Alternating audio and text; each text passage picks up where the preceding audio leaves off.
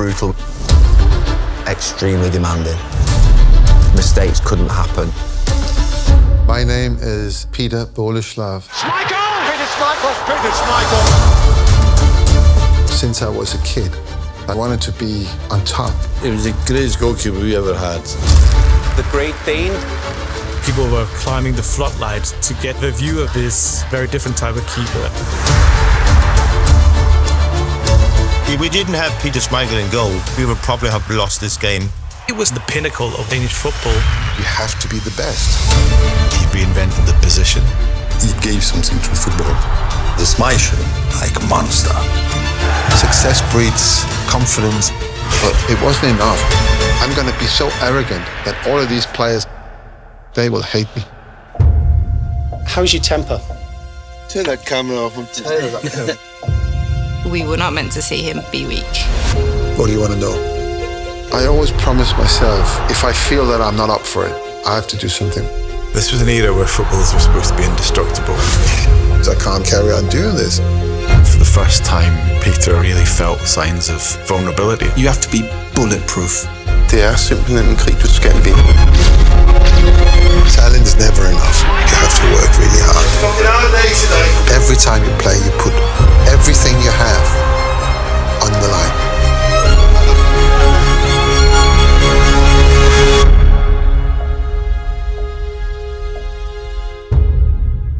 So, ladies and gentlemen, please once more welcome Peter Schmeichel, and for the first panel as well, Aleksandar Đurić.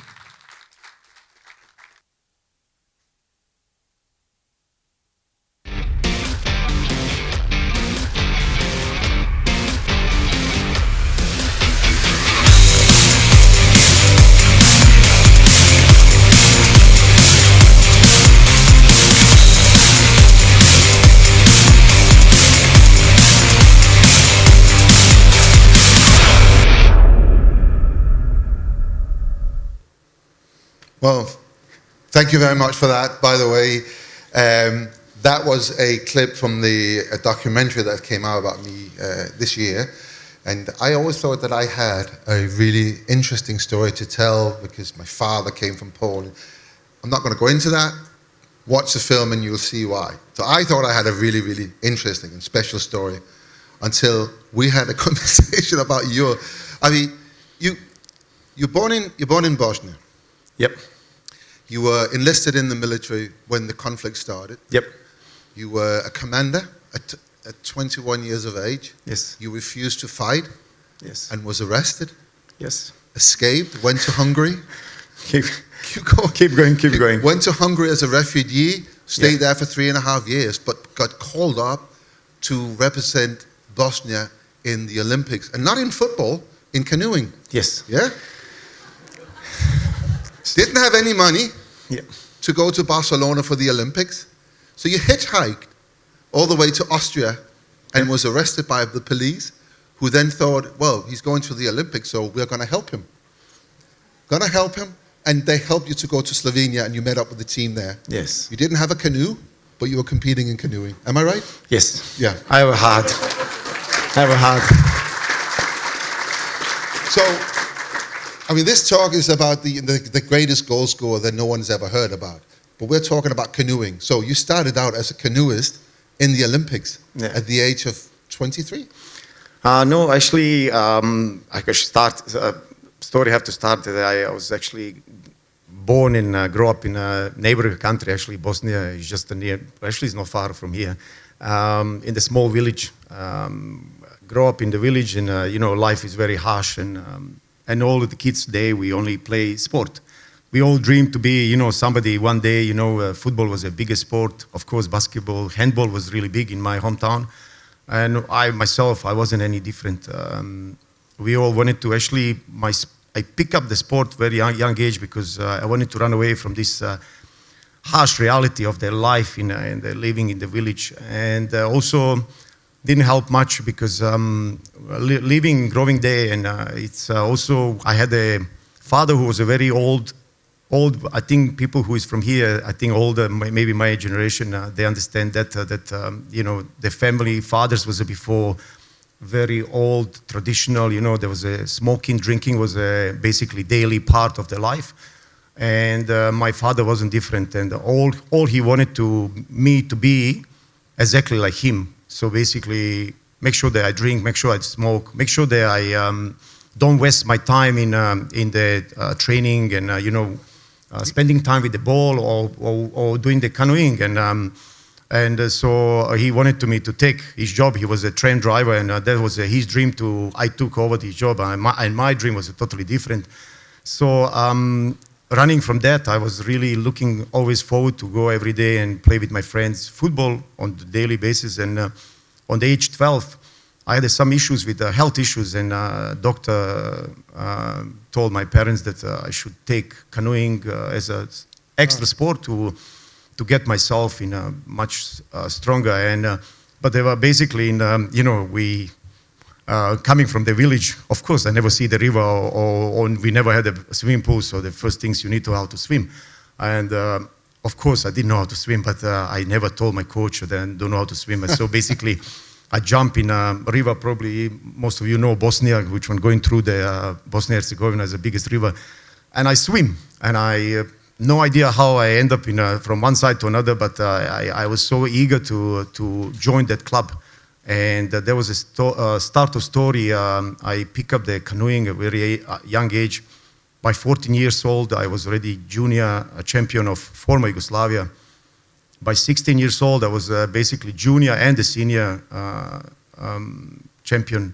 So in 1987, I was in a World Cup in the junior in the canoeing, and I was in top 10 in the world. So it was like but the football was always my first love. I always wanted to pursue that, also at least play in some semi-professional. And but of course it was hard, and army was also the big part of my life, because as we know that time, as a male, you needed to go in army. I was also at least in the army. I went to finish officer school, and I was actually part of my life was in Zagreb. I was in special forces. I finished to be commander of the special forces in former Yugoslavia. And some of the part of my life in the end, when the Yugoslavia started to broke in the 1991, I was basically end up in the war.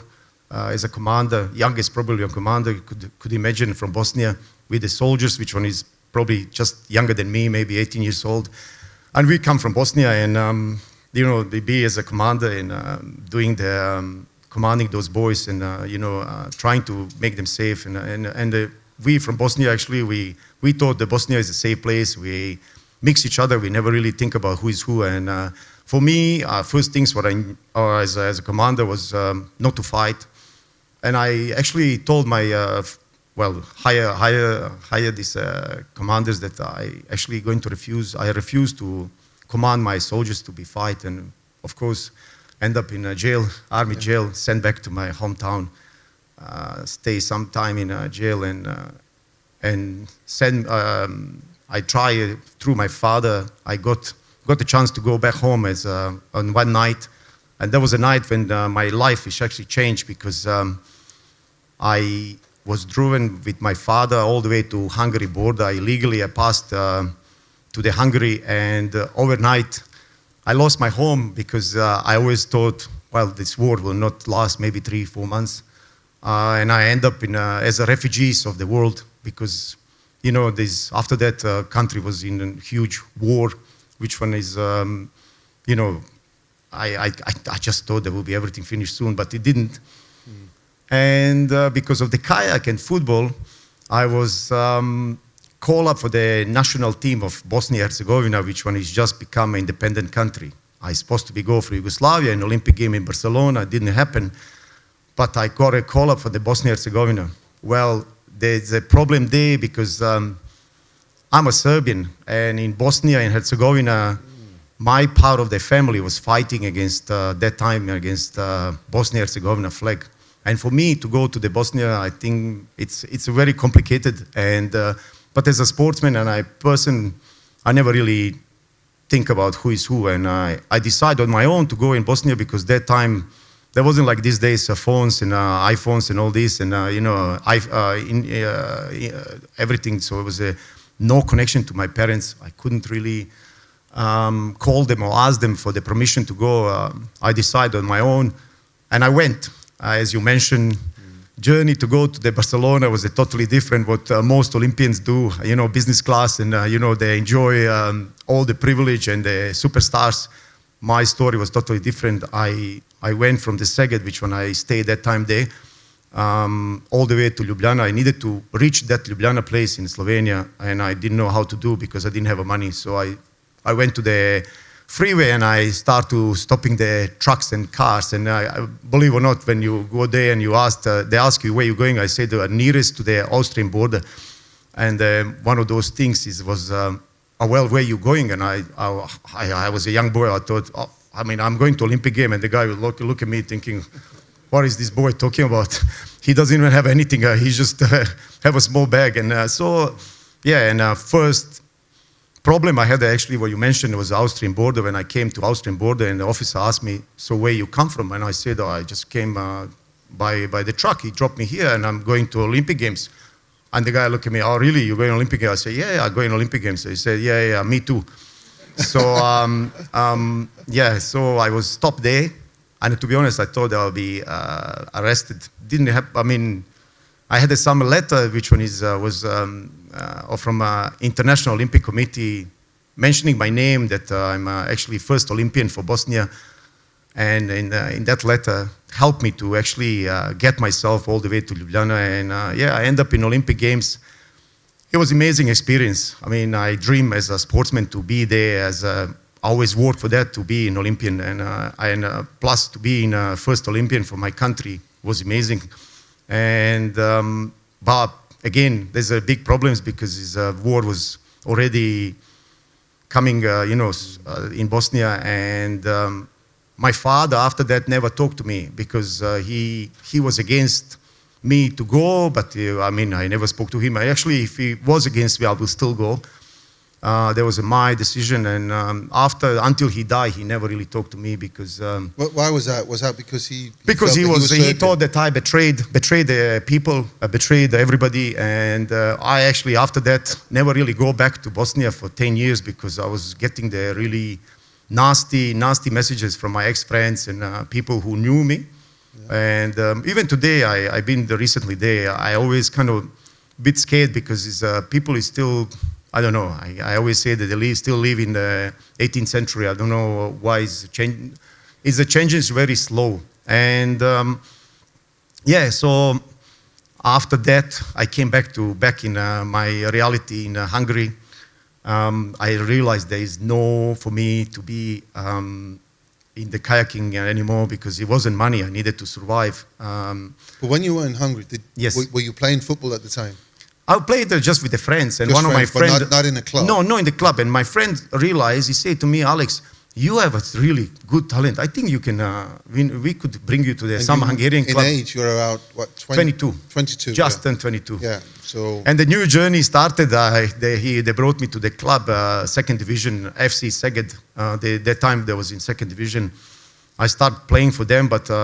Guess what? Again, is a problem. I always had some issues with they didn't have any of my papers because there was a FIFA. You needed a transfer from the clubs. When you left to go to Hungary in the first place, you lost your passport. Yes, so you had no official documents. I didn't have any. I become like stateless because it's April, I think, '92. This red passport we had become. Unvalid. And that complicates it if you want to. Correct. It's complicated everything because I couldn't sign for anybody, and so I trained with this club for 6 months. In the end, they somehow get me some clearance to play, and I become professional football player in second division. I was never played in the big 11 against 11. I was had a very good left foot. So 22 is the first time you ever play 11 against 11. Yes, kind of. Yes, yes, yeah. Play the amateur league, but just wait till we get to the stats. Yes. Then the wow factor is even bigger, But let me just. So, you don't have any papers. You get to play. You start in Hungary. Start to play 11 against 11. But you end up in Australia. After that, yes. Yeah, about 3 years. Three and a half years. 3 But years. how do you get to Australia then? How do you get the papers? Through the football. Through the through the football and football. through the Olympic. So basically, being in Szeged and playing in football, actually I watched you in 92 when you took over Just our, thinking our place. you got called up for Bosnia. We might just have played against each other if you had. Yes. Because we played early on. We did play Bosnia and Herzegovina in.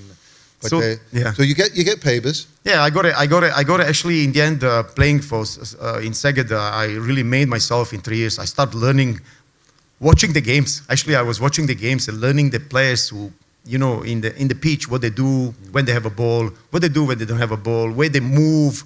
I tried to learn how the tactically players standing and what they do, in the corner kicks and whatever, attacking or the thing. So I was learning on my own. I didn't really understand. I don't know if any of you ever heard Hungarian language or you're Hungarians. It's an amazing language, but nothing to understand. So I was learning by body signs, but I was a fast learner. I needed to learn fast because that was just surviving. I wanted to be a football player. I really wanted to make something of my life, and kayaking helped me, canoeing, because I was in single sportsman. I realized when I was in canoeing how much effort I put in my training. That's how much you got results. And it wasn't different in football because you are still it's a team sport, but as individually, if you are really strong and mentally and physically, I realized, well, I can make it in some way. Maybe I wasn't technically that gifted, but I had this desire to work hard, and I really wanted to learn. I wanted to be part of the team, and the coaches liked that.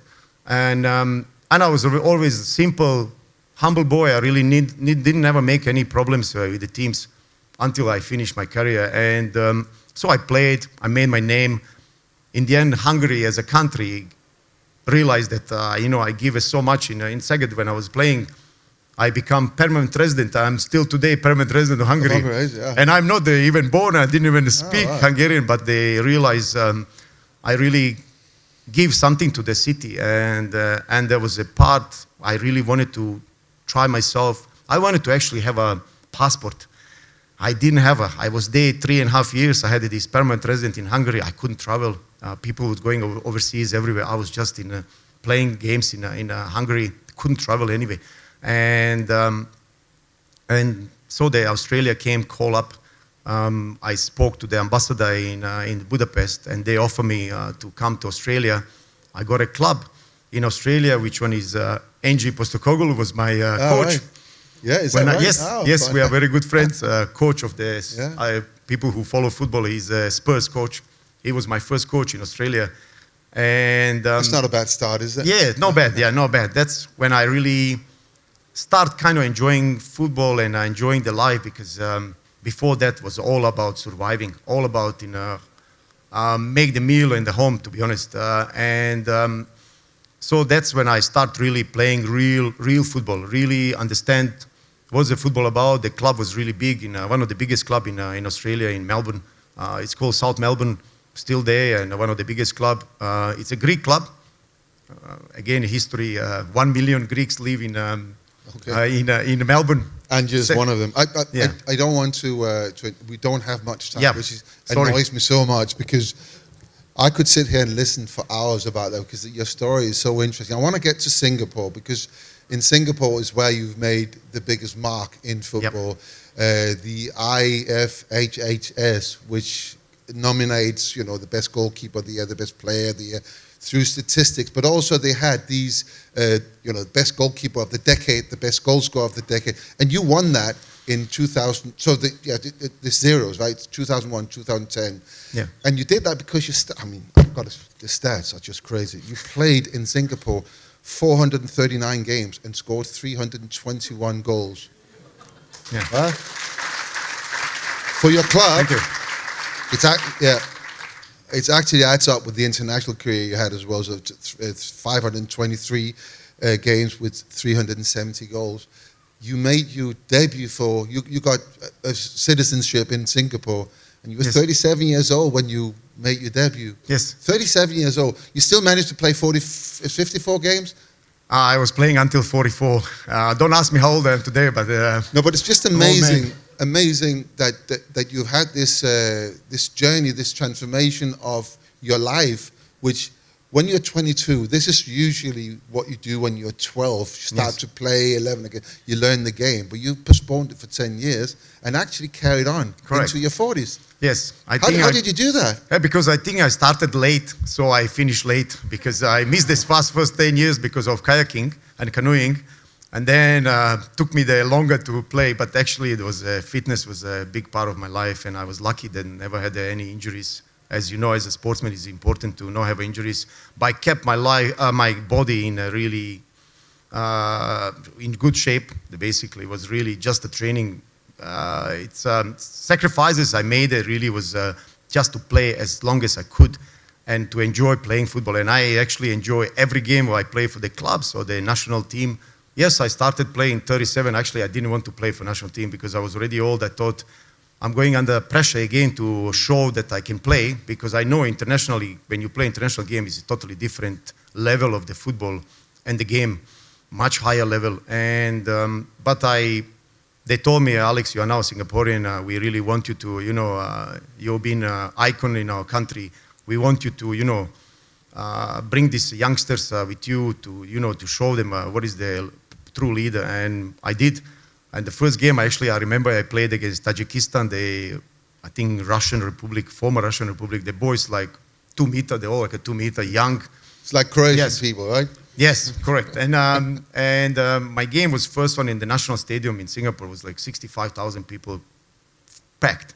And here I am, debut in the 37 years old, and a superstar coming out from the tunnel, and I was like buzzing. I couldn't wait till the game start. I felt sorry for the Tajikistan players because I scored 2 goals. We win 2-0. I scored 2 goals, and I think I hit it like a 3-time post. They couldn't even catch me, and I was 37 years old. And and the Tajikistan newspaper also after game, and they just couldn't believe. They asked me, we can't believe we watched the game, and we couldn't believe that you're 37 because you outrun all our young boys, and they couldn't even catch you. I was thinking, I couldn't tell them, actually it was my first game, and I was just like dreaming to be there. If I have 3 days, I will play. And after that, I played 54 times for the country, scored 27 goals, and I wish I started playing earlier. I think I could score more goals, and yeah. But with stats like that, I mean, it's a cliche to say, I know that goals are changing games. Every club in the world are looking for guys who can score goals. Yes. Was there ever an opportunity where, European clubs came calling and said, would you want to come and play for us? Because these are unbelievable stats. I wish really that I had a different kind of the sport career, because I was on my own. I didn't have managers like these days. Most players have managers, have a team behind who look after them. Myself, it was just me, my goals, and my work. So basically, I was selling myself on my own. And because my first part of life, I didn't have a passport, and I couldn't even move. Even I played well, I mean, in good level of football. And in the end, I end up in Singapore. I like the country, and And you're still there? Yeah, I'm still there. 27 years after, they look after me. There's a good country. People who've been there, I am sure you appreciate the country, yeah.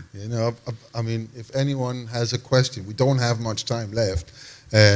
You're welcome to ask that. We have a microphone there if anyone wants to ask a question. That's a we question have down here. First row, yeah. Speaking about the stats, there is one very interesting one that was not mentioned, which brings you in the company of Cristiano Ronaldo and Lionel Messi. How many hat-tricks have you scored? Oh gosh, I mean, I'm a top 10 people. That's why I'm an unknown. I'm a top 10 in the world for the scoring hat-tricks in one league. 20 hat-tricks I scored, so I'm still there. I think Harry Kane is now took over. I score goals. People say, you play in Southeast Asia, it's probably easier. Actually, today, people who follow football is not easy to play, whatever country you're talking about. There's a lot of, you talk about local leagues, but there's a lot of foreign players who play, and usually local teams, so everywhere, the best position in the team is actually foreign players. So I was always, as a striker, facing some big, strong whatever is a Croatian or Brazilians or English players in stoppers, and they will just kick you and try to stop you from the scoring goals. So I did score. My name is in the FIFA museum as one of the top scorers in the world. But look, this is just a story. I'm really happy and humbled that I scored this many goals. I score goals because I wanted to help my teams to win the games, not just because I wanted to make myself some name. But yeah, you need to score goals to win the games, and I was always want to win and win. Was there one more? Yeah, we have one here and one in the back. Pete. Alexander, if you had to face Peter Schmeichel in his prime and you in your prime, what would you be thinking and what would be the strategy? You can't swear. But it should be O with an S coming in. I mean, it's an honor, to be honest, to be next to him and watching him as a goalkeeper. He went through, we just saw this movie is about him. I mean, I also, it's my wish that if I could have any chance to be in position like him. But my story is probably different. I make my own story, and I'm proud of that. And I'm still proud that I never changed myself. I'm still same boy who is this from small village where I was growing up, and the village is still there. Unfortunately, nobody lived there anymore. But I didn't change myself a bit. I love what I do, what I'm still doing. I'm still involved in sport. I still trying to bring the younger generation to play sport, because it's very important part of the life, I think, for the most of youngsters. Yeah. We do have one more question. Maybe one more. I had a quick question, Alexander. Maybe if you can, you kind of hinted at it, but you made an interesting transition after your professional career. So if you can tell us a little bit about what you do now. Yeah, from the football, I totally changed to become an office man. I was invited by government of Singapore to take over the football in the country. Today, I run the all football from the younger age groups in Singapore. So it's mostly I'm like operating as a director of for the Ministry of Sport. And I guess people know who I am, and I probably opening more doors and also inspiring, what I mentioned, youngsters to really take the sport, to be interested in the sport, because today, as we know, not just in Singapore, in Southeast Asia, we struggle. I think the rest of the world is the same. The kids and the youngsters is more focused on their social media or their phones and iPhones and their video games, and we don't getting the more talents that we used to have. They're not spending enough time with any sports. And I'm here because I'm still old school. I really love to see the kids playing in, more outdoor and learning some values, because I think it's so important for the kids. I think they don't live in the reality. And I have my own kids, and I can see them. And they need to learn. And the only probably way from the schooling is actually families, mom and dad, is actually sport. You can learn really great values, life values, who can really hold you for the rest of your life. That's my motto. I'm not sure if you agree with me, but yeah. It's absolutely, honestly, it's such an honor to have had this. There's only 25 minutes, which I'll speak to the organizers. That's got to change, because there's so much more to talk about. You're an absolute inspiration. Your life story is so special. I mean, we've got people here who's got multiple Emmys, documentaries. I mean, your life story is really a story that needs to be told, because you are an inspiration to us all. So thank you very much for doing this. Thank you. And big applause.